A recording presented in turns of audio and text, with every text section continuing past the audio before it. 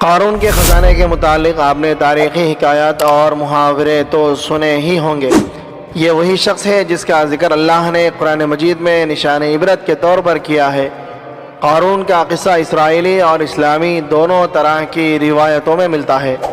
یہ بنی اسرائیل کا وہی امیر ترین شخص تھا جس کے خزانے کی کنجیاں 300 اونٹوں اور خچروں پر لادے جاتے تھے، اور ہر کنجی چمڑے کی ہوتی تھی جو ایک خزانے کی چابی تھی۔ تاریخ انسانی میں شاید قارون سے زیادہ دولت کسی شخص کو عطا نہیں کی گئی۔ قارون حضرت موسیٰ علیہ السلام کے چچا یسور کا بیٹا تھا۔ وہ نہایت ہی حسین و خوبصورت آدمی تھا۔ یہی وجہ تھی کہ بنی اسرائیل اور قبطی لوگ اسے منور کہا کرتے تھے۔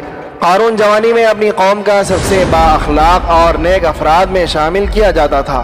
توریت کا بہت بڑا عالم دین بھی تھا، کیونکہ اس کی پرورش موسیٰ علیہ السلام کے سائے عاطفت میں ہوئی تھی، اس لیے وہ کتاب کا علم بھی رکھتا تھا اور اچھی آواز کا مالک بھی تھا۔ وہ توریت خوبصورت انداز میں تلاوت کیا کرتا تھا۔ یہی وجہ تھی کہ لوگ اس کا بہت ہی ادب و احترام کیا کرتے تھے۔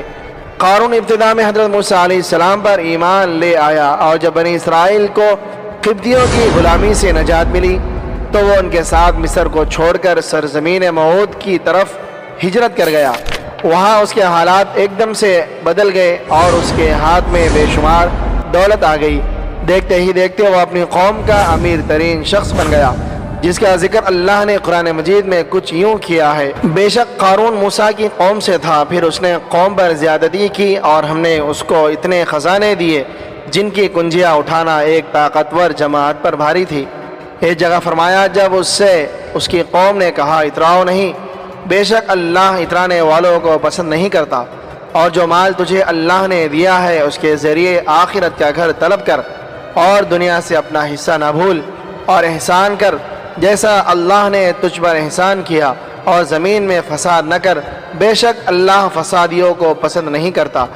جب زکوٰۃ کا حکم نازل ہوا اور حضرت موسیٰ علیہ السلام نے اس سے عہد لیا تو اس نے یہ وعدہ کیا تھا کہ اپنے مال کا 1000واں حصہ زکوٰۃ نکالے گا۔ جب اس نے اپنے مال کا حساب لگایا تو ایک بہت بڑی رقم زکوٰۃ کی نکلی، لہذا اس کے دل میں حرص اور لالچ پیدا ہو گئی اور وہ زکوٰۃ کا منکر ہو گیا۔ اس نے ایک گندی چال چلی۔ اس نے بنی اسرائیل میں سے ایک گروہ کو جو اس کی حمایتی تھی جمع کیا اور کہا اے بنی اسرائیل، موسیٰ نے ہمیں بہت سارے امور کا حکم دیا جس پر تم لوگوں نے اس کی پیروی کی، اب وہ تم سے تمہارا مال بھی لینا چاہتا ہے۔ فلاں فاحشہ عورت کو لے کر آؤ تاکہ اسے کچھ پیسے دے کر موسیٰ کو بدکار ثابت کیا جا سکے۔ قارون نے اپنی قوم کے لوگوں کو جمع کیا اور حضرت موسیٰ علیہ السلام سے پوچھا کہ زنا کی کیا سزا ہے؟ حضرت موسیٰ علیہ السلام نے کہا جو بھی زنا کرے حالانکہ اس کی بیوی بھی ہو تو اسے سنسار کیا جائے یہاں تک کہ وہ مر جائے۔ قارون نے حضرت موسیٰ علیہ السلام سے کہا حتیٰ کہ اگر یہ کام آپ نے ہی انجام دیا ہو تو بھی؟ موسیٰ علیہ السلام نے کہا ہاں، حتیٰ کہ اگر اس کام کو میں بھی انجام دوں تو یہی حکم ہے۔ قارون نے کہا بنی اسرائیل یہ گمان کرتے ہیں کہ آپ نے فلاں فاحشہ عورت سے زنا کیا ہے۔ حضرت موسیٰ علیہ السلام نے فرمایا کہ اس عورت کو میرے سامنے لاؤ، لہٰذا وہ عورت بلائی گئی تو آپ نے فرمایا اے عورت، اس اللہ کی قسم جس نے بنی اسرائیل کے لیے دریا کو پھاڑ دیا اور عافیت اور سلامتی کے لیے دریا کے پار کرا کر فرعون سے نجات دی، سچ کہہ دے کہ واقعہ کیا ہے۔